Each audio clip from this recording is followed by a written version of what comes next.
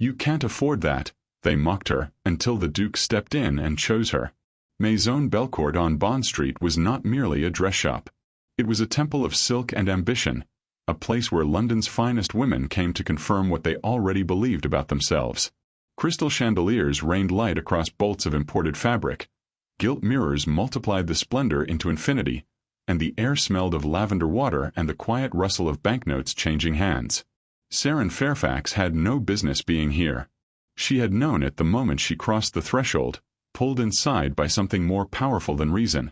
The emerald gown in the window, pooling like sunlit water on its stand, jeweled and breathtaking. That shade of green had stopped her cold on the pavement. It was her mother's color. The color of a life her father's ruined investments had taken from them both. At 24, Seren had perfected the art of wanting things she could not have.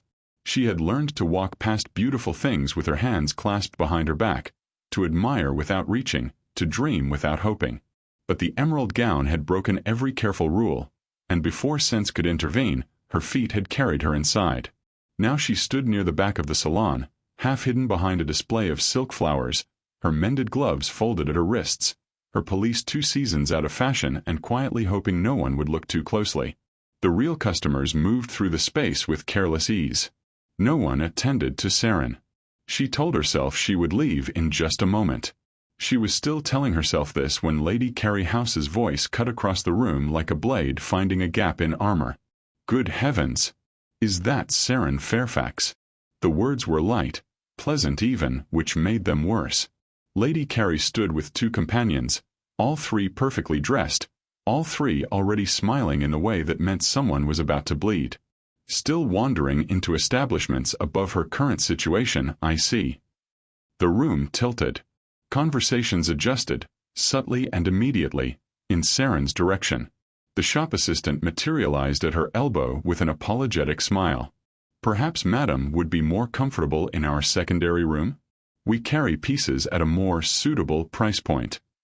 Every mirror in Maison Belcourt seemed to double the heat rising in Seren's face. She could see herself reflected endlessly, a woman in a mended pelisse, being quietly redirected toward a smaller door.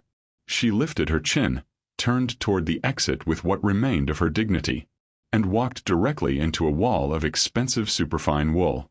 The man was immovable, broad-shouldered, dark-eyed, dressed in a black coat of such precise authority it seemed less like clothing and more like a declaration. He caught her elbow before she could stumble, and when she looked up, Cais Grey, the Duke of Thornfield, looked back down at her with an expression that gave nothing away whatsoever. Then he looked at the shop assistant. "The emerald gown," he said, in the unhurried voice of a man who had never once been asked to repeat himself. "Package it. Charge it to the Thornfield account." A pause, measured, deliberate, pitched to carry across every corner of the salon. "My fiancée will wear it to the Aldermere ball." The silence that followed was the loudest thing Seren had ever stood inside of. Lady Kerry House's mouth had opened. Just slightly, just enough. The shop assistant's practiced smile had collapsed entirely. Every gilt mirror reflected the same impossible scene. Seren Fairfax, penniless daughter of a ruined man, standing beside the Duke of Thornfield, suddenly the most important woman in the room. He offered her his arm with the calm ease of a man completing an appointment he had always intended to keep. She had one breath to decide. She took his arm.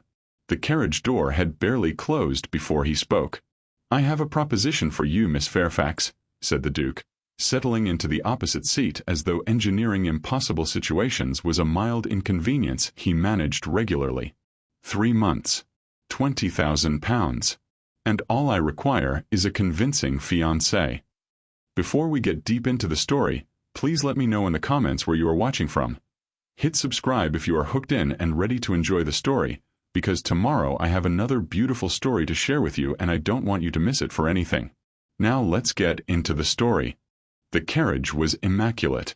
That was the first thing Seren noticed, the kind of immaculate that did not announce itself but simply existed, as though disorder had never once been permitted entry.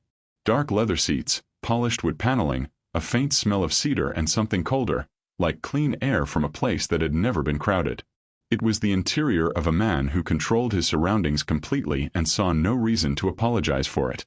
She sat across from Kais Gray and waited. He did not rush. He settled into his seat, removed his gloves with the unhurried precision of a man with no competing obligations, and regarded her with those dark, unreadable eyes as the carriage pulled away from Maison Belcourt and into the river of London's afternoon traffic. Outside, the city continued its indifferent business. Inside, Seren kept her spine straight and her hands folded in her lap and told herself she was not afraid. "You are wondering," he said at last, "what you have just walked into." "I am wondering," Seren said carefully, "what you have just walked me into. There is a distinction." Something moved across his expression, not quite a smile, but the shadow of one, there and gone before she could be certain. "Fair," he said. "Then I will be direct, Miss Fairfax, because I find that directness saves considerable time and I have very little of it to waste." He leaned forward slightly, forearms resting on his knees, and for the first time she had the sense that she was seeing him working rather than performing. "I need a fiancée. Not a real one. A convincing one. For precisely 3 months, beginning immediately." Seren said nothing. She had learned, in the years since her family's fall, that silence was often the most powerful response available to a woman with no cards left to play. "My father's will," Kais continued, "contains a condition. I must be formally engaged before my 30th birthday, which falls at the end of the season, or the entirety of the Thornfield estate passes to my cousin, Ambrose Gray." He said the name the way one might mention a structural problem in a building one loved, with controlled distaste and weary familiarity. "Ambrose is charming, well-dressed, and financially catastrophic. He has debts in 4 counties and the moral architecture of a man who has never once been held accountable for anything. The Thornfield tenants, some 400 families, would feel the consequences of his inheritance within a year. I will not allow that." "And yet," Seren said slowly, "you do not simply become engaged?" "Genuinely. Genuine engagements require a degree of personal availability I have not had the luxury of cultivating." There was no self-pity in it, only fact. "And the women London considers suitable have been positioned in my direction with such relentless choreography that I trust none of their motivations. I require someone outside that machinery entirely." His gaze was steady on hers. Someone with intelligence enough to be convincing, and circumstance enough to make the arrangement worth their while. The carriage rolled on. Seren looked at her mended gloves, then back at him. "How much?" she asked. £20,000, he said. "Paid in 2 installments, half upon agreement, half when the engagement is publicly dissolved at the season's end, with your reputation intact and a story of mutual amicable separation that reflects well on you both." £20,000. The number moved through her quietly, the way cold water moves through a closed room, finding every crack, every gap, every place where the weight of things had been pressing. Her father's debts, the solicitor's letters, the portrait of her mother above a fireplace that hadn't been lit since February. "You would require," she said, keeping her voice level with some effort, "a full performance. Society. His family. Close scrutiny. Yes. And if the deception is discovered?" "It won't be," he said, "provided we are both committed to it." She looked at him for a long moment, this composed, impossible man who had just rearranged her entire afternoon and was now, apparently, proposing to rearrange the next 3 months of her life with the same untroubled efficiency. "Very well, Your Grace," Seren Fairfax said quietly. "You have your fiancée." Thornfield House announced itself before the carriage had fully stopped. It rose from the end of the street the way certain people entered a room, without hurry, without apology, and with the absolute certainty that everything else would rearrange itself accordingly. 4 stories of pale stone, iron-railed balconies, and windows that caught the late afternoon light and held it, as though the house had decided what it would and would not reflect. Seren had lived in a fine house once. She reminded herself of this as a footman opened the carriage door. The entrance hall was everything the exterior promised. Marble floors, a double staircase that curved upward like 2 arms opening, portraits of gray ancestors watching from the walls with the collective expression of people who had never once doubted their right to be painted. Seren kept her chin level and followed Kais through it all, and it was only when they reached the drawing-room doors that he paused and turned to her with something that, on a less composed man, might have been a warning. "My grandmother," he said, "will ask you things that feel impertinent. They are impertinent. Answer her directly. She respects directness and despises performance, which means you should not attempt to charm her, flatter her, or soften anything you say. She will know immediately." He considered her for a moment. "Do not let her see that she frightens you." "Does she frighten you?" Seren asked. The shadow of that almost smile again. "Constantly," he said, and opened the door. The Dowager Duchess Isolde Grey sat in a high-backed chair beside the fire, as though it were a throne she had occupied since before the house was built. She was small in the way that compressed forces are small. Not diminished, simply concentrated. Silver-haired, sharp-eyed, dressed in deep charcoal with no ornamentation whatsoever except a single ring on her right hand that caught the firelight like a warning. She looked at Seren the way a physician looks at a symptom, with focused, clinical interest entirely devoid of comfort. "Sit," she said. Not unkindly. Simply as a statement of what would happen next. Seren sat. Kais remained standing near the window, which Seren understood immediately was not support but strategy. He was removing himself from the field entirely and leaving her to it. "Seren Fairfax," the Dowager said, tasting the name as though checking its quality. "Your father was Gerald Fairfax. Investments. Considerable promise until there wasn't." She folded her hands in her lap. "You are not what I expected." "What did you expect?" Seren asked. Someone more desperate in her presentation. The old woman's eyes moved across her with the same slow, surgical precision Lady Kerry had employed at Maison Belcourt, but where Kerry's assessment had been designed to wound, Isolde's was purely diagnostic. Desperation makes women perform. You are not performing. That is either confidence or excellent self-control, and I intend to discover which. What followed was not a conversation. It was a structured dismantling, conducted with the polished efficiency of someone who had spent decades separating what people said from what they meant. Isolde asked about Seren's education, her opinions on the proposed reform measures, her views on estate management, her mother, her father's specific failures, and whether she played the pianoforte with genuine feeling or merely technical competence. She asked them in no particular order, without preamble, and watched Seren's face throughout with unblinking attention. Seren answered every question, directly as instructed, without embellishment and without retreat. When she admitted that her father's ruin had been partly a consequence of trusting people he should have questioned, Isolde was quiet for a moment. "And do you make that same error?" she asked. "Trusting without questioning?" Seren met her gaze. "I am sitting in this room, Your Grace," she said evenly. "I think that speaks for itself." The silence that followed was long enough to be uncomfortable and short enough to be deliberate. Then the Dowager Duchess unfolded her hands, reached for her tea, and said, with the brisk finality of a woman closing a file she had found satisfactory, "She'll do, Kais." From the window, Seren heard what she was now almost certain was a quiet exhale of relief. The emerald gown fit as though it had been made with her in mind, which was either a kindness from the universe or a cruel joke it hadn't finished telling yet. Seren stood before the mirror in the dressing room Thornfield House had allocated her and looked at herself with the careful detachment of someone taking inventory. The jeweled bodice caught the candlelight and held it. The skirts moved when she breathed. Her hair had been dressed by Kais's efficient ladies made into soft curls at her temples, and the whole effect was of a woman who had never once worried about the cost of anything. She barely recognized herself. She decided that was precisely the point.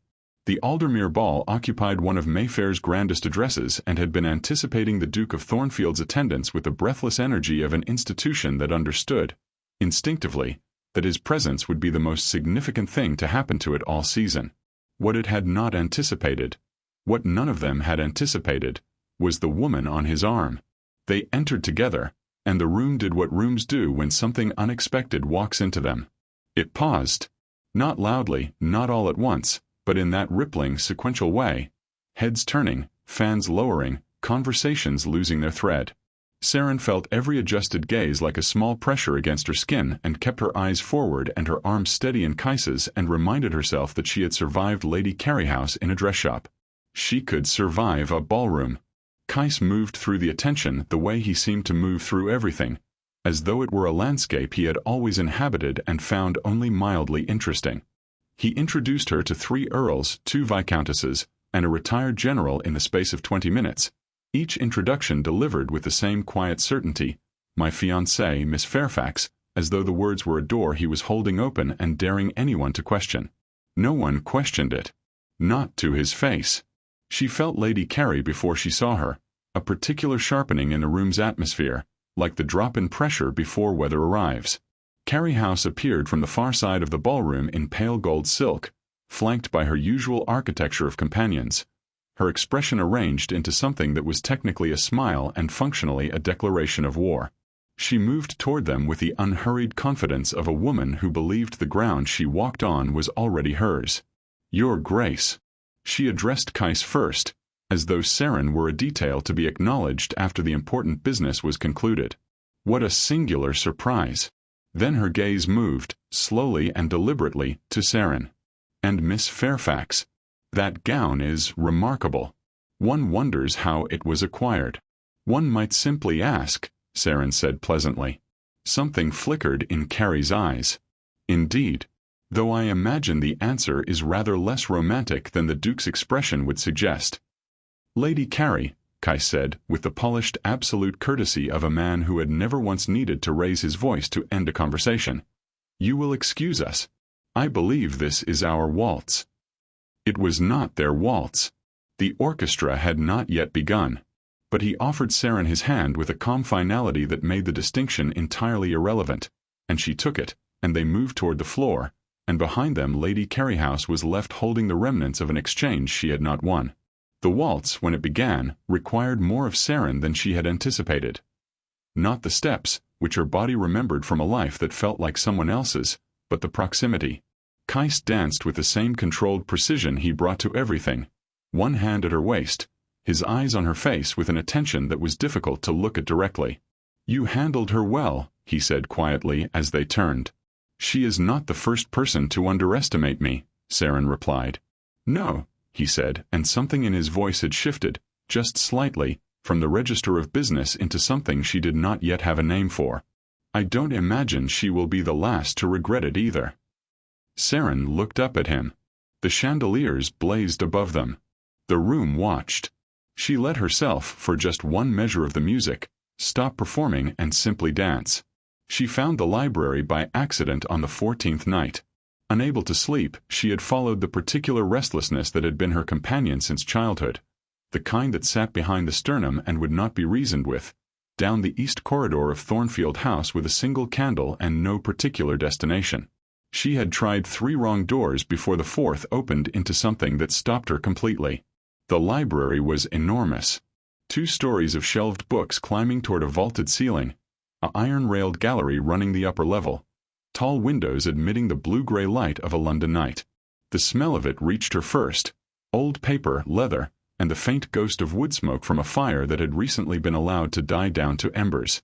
It was the smell of her father's study before everything collapsed, and it hit her somewhere unguarded before she could prepare for it. She was already 3 shelves deep when she noticed the lamp. Kais Gray sat at the far end of the room at a wide oak desk buried under correspondence and what appeared to be estate ledgers, his coat discarded, his cravat loosened, a pen in his hand and the focused expression of a man engaged in a battle with numbers he was not entirely winning. He looked up when her candle reached him. Neither of them spoke for a moment. "The reform debates," he said finally, nodding at the open book beside his ledger. "Not an explanation, simply an offering, the way one sets something on a table and steps back. I find I can't agree with Cavendish's position on tenant representation, and I've been arguing with him in the margins for an hour." Seren crossed the room, set her candle down, and looked at the page. Cavendish's argument was dense, self-satisfied, and constructed on an assumption so fundamental and so flawed that she had identified it before she reached the end of the paragraph. "He assumes," she said, "that the tenant's primary interest is stability. It isn't. It's agency. He's built the entire framework on the wrong foundation." Kais looked at her. Then he looked at the page. Then he sat back in his chair with the expression of a man who has just heard the precise word he had been searching for all evening. "Sit down, Miss Fairfax," he said. She sat. And they argued. Not unkindly. It was not that sort of argument.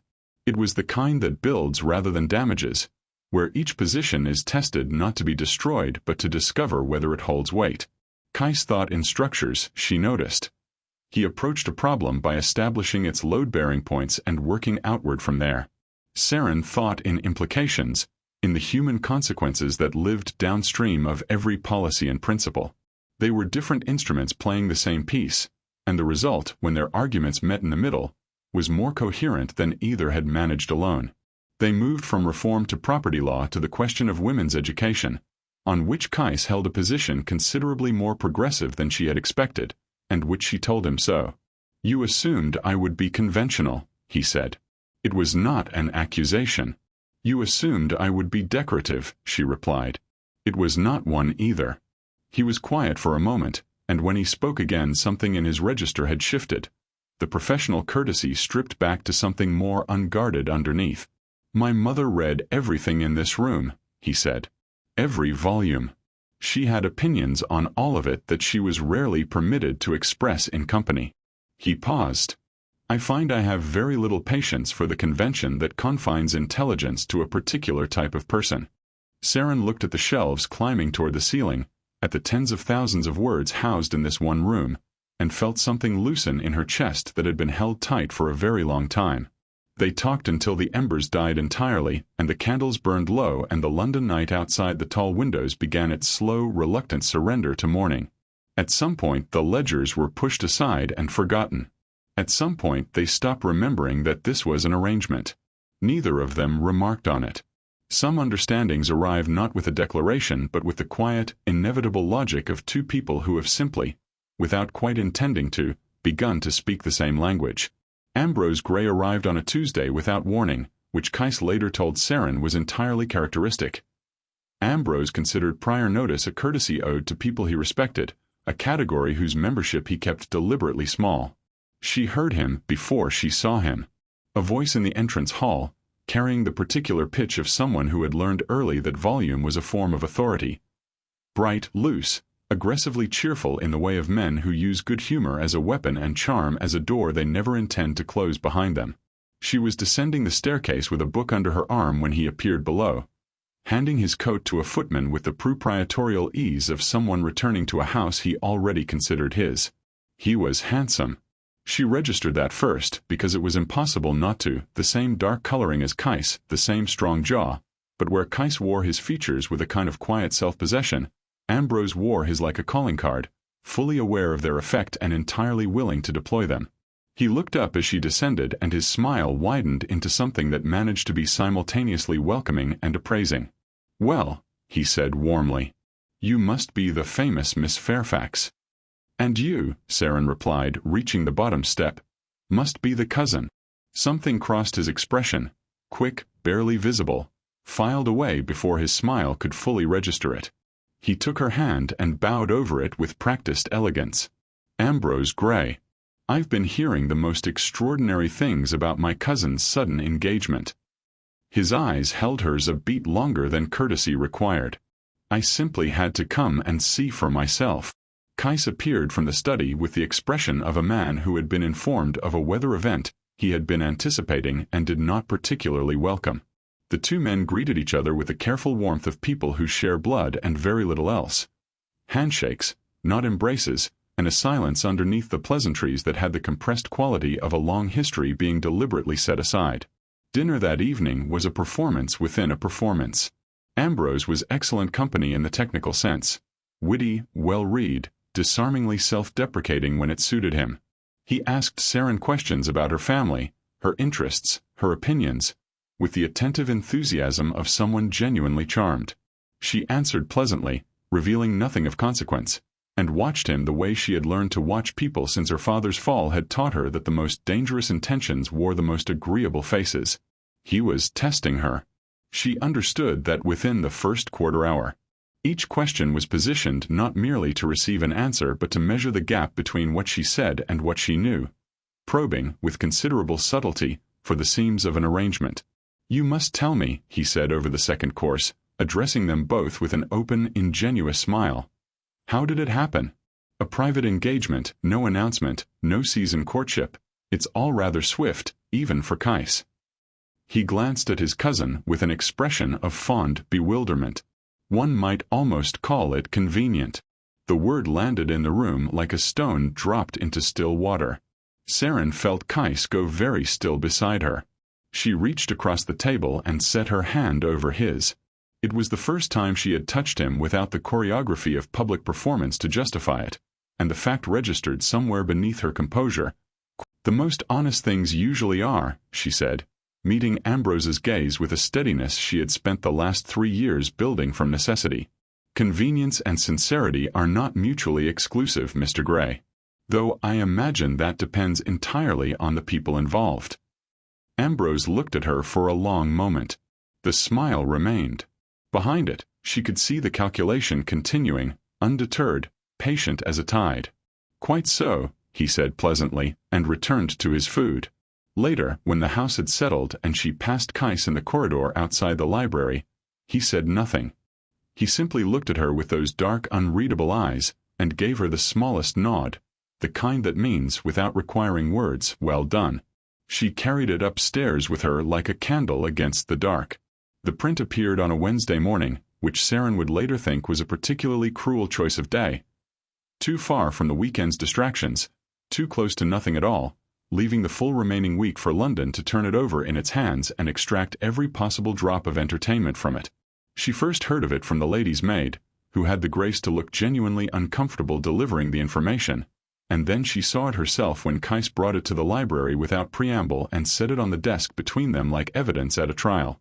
It was a lithograph, crudely drawn but cleverly composed in the way that the most damaging things always are, crude enough to be deniable, clever enough to be unmistakable. It depicted a woman in an emerald gown, her features exaggerated into a caricature of wide-eyed calculation, standing before a tall figure in a duke's coronet with a price tag hanging from her wrist. Beneath it, in the ornate lettering favored by the satirical press, a caption read, "The Duke's Bargain, or what a Thornfield fiancée costs at current market rates." Seren looked at it for a long time without speaking. "It's Ambrose," Kais said. His voice was level, but there was something beneath the levelness, controlled and cold, like a river that has frozen over without becoming any less powerful for it. "You're certain?" The print appeared within 48 hours of his visit. He is the only person outside this household who had sufficient suspicion to construct the narrative. He paused. And sufficient motive. She nodded slowly, still looking at the image. The caricature had caught something of her face, the strong brow, the particular set of her mouth, and the recognition of herself in it was a peculiar, unpleasant sensation, like hearing one's name spoken in a tone that reshapes its meaning entirely. She was being made into a story. A specific kind of story, the kind London told about women who reached above their circumstances, that the reaching itself was the scandal, that the ambition was the evidence of guilt. "How widely has it circulated?" she asked. 3 print shops in the city as of this morning. By tomorrow it will be in every drawing room that matters. She stood and walked to the window. The street below was conducting its ordinary business, entirely indifferent to the fact that her reputation was currently being passed between gloved hands across the city like a particularly diverting piece of correspondence. The stakes arranged themselves in her mind with quiet, remorseless clarity. If the engagement collapsed now, in the wake of this, there would be no clean separation, no story of mutual and amicable parting. There would only be confirmation, of everything the print implied, of every assumption Lady Kerry House had made in Maison Belcourt, of every small cruelty that had been leveled at her since her father's name became a cautionary tale whispered in gentlemen's clubs. The £20,000 would mean nothing if she emerged from this arrangement as the woman who had sold herself to a duke and been found out. And beneath that, beneath the calculation, beneath the stakes, was something rawer and less easily managed. The library. The late nights and the arguments about reform and the particular quality of Kais's attention when she said something he had not expected. The nod in the corridor. The hand she had placed over his at dinner and the warmth of it that she had been telling herself, with diminishing conviction, meant nothing at all.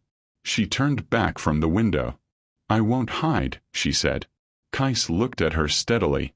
Isolde's counsel is that you withdraw from public engagements until it passes. Isolde's counsel assumes that silence reads as dignity. Seren shook her head. It doesn't. It reads as admission. The only answer to this print is to be seen, clearly, publicly, and completely unbothered by it. The quiet that followed was the kind she had come to recognize over the past weeks. Not empty, but thinking. You understand, he said carefully, that it will require a convincing performance. She met his gaze. Something in the word performance snagged, briefly, on something she could no longer quite locate. Yes, she said. I do. She wore the emerald gown. It was a deliberate choice, and everyone in Thornfield House understood it as such. The lady's maid had not asked for confirmation when Seren requested it laid out. Isolde, who passed her in the corridor as she descended the staircase, looked at the gown and then at Seren's face with the expression of a woman who had lived long enough to recognize the particular quality of a decision that has already been made and requires neither approval nor argument. You are walking into her house, Isolde said. Yes, Seren agreed. With that print still circulating. Especially because of that. The dowager was quiet for a moment, her sharp eyes moving across Seren with that familiar diagnostic attention.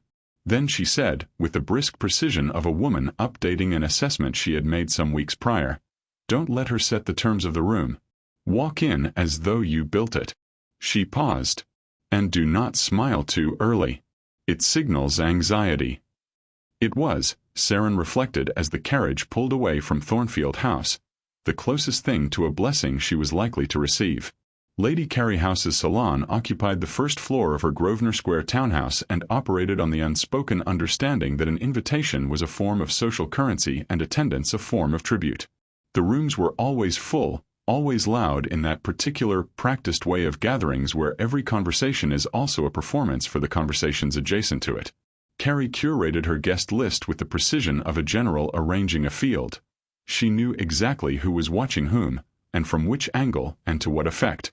She had not, Seren noted as she was announced at the door and the room performed its now familiar ripple of adjusted attention, anticipated this particular guest. Kerry's composure held. It was impressive, genuinely. The smile that arrived on her face had only the smallest delay, visible only to someone who had been watching for it. She crossed the room with the unhurried confidence of a hostess entirely in command of her territory. "Miss Fairfax," she said warmly. "What a unexpected pleasure." "Lady Kerry." Seren accepted the greeting with a serenity she had been constructing since the carriage left Thornfield. "Your salon has such a distinguished reputation. I couldn't think of a better place to spend an evening." The subtext was audible to everyone within a reasonable radius, which was precisely the point. Kerry's eyes sharpened, and for just a moment the two women looked at each other with the clear-eyed mutual recognition of people who have dispensed, privately, with all pretense. Then Seren moved into the room. She did not rush. She greeted acquaintances with unhurried warmth, accepted a glass of wine she had no intention of drinking, and allowed the gown to do a portion of the work. It was impossible to look at a woman in that particular shade of emerald and see someone diminished. She spoke about the reform debates with a viscountess who seemed genuinely surprised to find her interesting. She discussed estate management with a baronet who had known her father and whose expression moved, carefully, from cautious sympathy to something closer to respect. Kerry circled. Seren felt it, the careful repositioning, the managed approach, the moment her hostess arrived at her elbow with a small group of attentive witnesses and the particular brightness in her eyes of someone preparing to land a blow they have been saving all evening. "That gown," Kerry said, with a smile like a blade wrapped in silk. "One does keep seeing it. It's become rather associated with a certain story, hasn't it?" The room leaned in, almost imperceptibly. Seren turned to face her fully, unhurried, and when she spoke her voice carried with the same calibrated clarity Kais had used in Maison Belcourt. Pitched to be heard, impossible to misinterpret. "Every gown tells a story, Lady Kerry," she said pleasantly. "This one tells mine. I find I have no difficulty with that at all." The silence that followed was brief and absolute. Then the Viscountess laughed, genuinely, delightedly, and the room exhaled, and the balance of the evening shifted in the quiet, decisive way of things that cannot be undone. Kerry House did not approach her again. It was Ambrose who forced it into the open, which surprised no one who had been paying attention. He chose his moment with the instinct of someone who understood that timing was everything. The Cavendish dinner, 3 days after Kerry's salon, with half of London's most consequential people arranged around a table long enough to ensure that whatever was said at one end would reach the other before the second course arrived. Seren had known something was coming from the moment they were seated. Ambrose had the particular stillness of a man conserving energy for a specific purpose, his charm dialed to its most agreeable setting, his eyes moving between her and Kais with a patience that had the quality of a clock winding toward something. It came between the fish and the meat, as these things often do. "I wonder," Ambrose said, addressing the table at large with the conversational ease of someone raising a mildly interesting point, "whether anyone else has noticed how extraordinarily swift this engagement has been."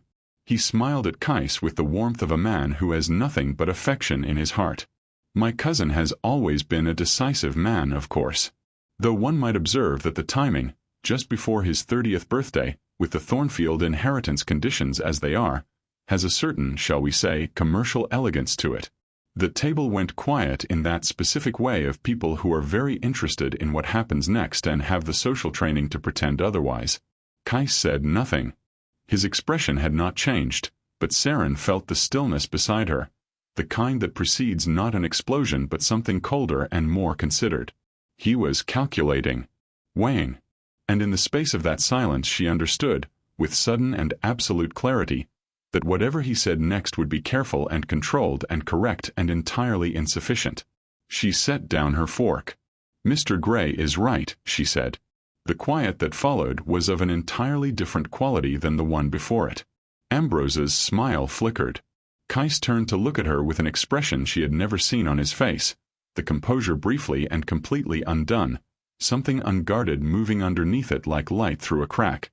She looked at the table, at the faces arranged around it, some familiar, some hostile, some merely curious, and she spoke with the same clarity she had brought to Kerry's salon, except that this time there was nothing strategic in it. It was simply the truth, and she was tired of the weight of carrying it shaped as something else. "This arrangement began as a practical solution to a practical problem," she said. "The Duke required a fiancée before a deadline his father's will imposed. I required the means to protect what remained of my family. It was a transaction, honestly proposed and honestly accepted. I will not insult anyone at this table by pretending otherwise." The room was very still. "What I will say," she continued, and here her voice shifted, not louder but deeper from a different place entirely, "is that somewhere between the agreement and this evening, something happened that was not part of any arrangement." She did not look at Kais. She could not, quite yet. "I came to know a man of more integrity, more genuine feeling, and more quiet decency than I had believed existed in a world that had given me considerable evidence to the contrary. And that knowledge—" She paused, and the pause was not for effect but because the words required steadying, "humbles me. Entirely and without reservation." The silence held for one more beat. Then she looked at Kais. He was watching her with those dark eyes, and the composure was still gone, replaced by something open and undefended that she had seen only once before, in the library, in the early hours of morning, when he had spoken about his mother and forgotten, briefly, to manage his expression. He looked, for the first time since Maison Belcourt, like a man who had not anticipated what was about to happen to him.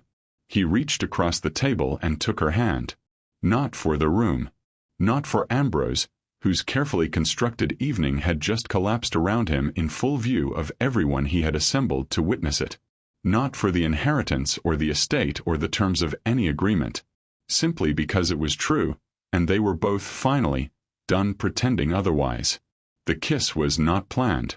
That was the thing Seren would remember most clearly in the years that followed. Not the room, not the faces, not the precise social consequences that rippled outward from that moment like rings on still water. She would remember that it was not planned, because everything between them had been so carefully planned for so long that the absence of calculation felt like the most significant thing that had ever happened in that dining room, or possibly in any room she had ever occupied. Kais stood. Not dramatically. There was nothing theatrical in it, no grand gesture, no speech prepared for the occasion.